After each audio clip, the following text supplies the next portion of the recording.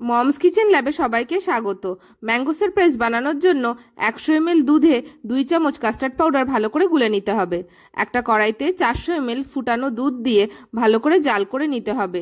যেই দুধ ফুটে উঠবে গুলে রাখা কাস্টার্ড পাউডার দিয়ে দিতে হবে। ভালো করে মিশিয়ে ঘন করে নিতে হবে। এবার এতে স্বাদ মতন চিনি আর জায়ফল গুঁড়ো দিয়ে ভালো করে মিশিয়ে নিতে হবে। এবার যখন ঠান্ডা হয়ে আসবে তখন এতে আমের পাল্প মিশিয়ে দিতে হবে।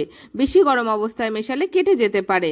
এবার একটা কাপের মধ্যে 1 লেয়ার করে কাস্টার্ড দিয়ে দিতে হবে। এর ওপরে টুকরো টুকরো করে কাটা আম দিয়ে দিতে হবে। আবারও 1 লেয়ার করে কাস্টার্ড দিয়ে দিতে হবে। এইভাবে প্রতি লেয়ারে আমের টুকরো আর কাস্টার্ড দিয়ে যেতে হবে।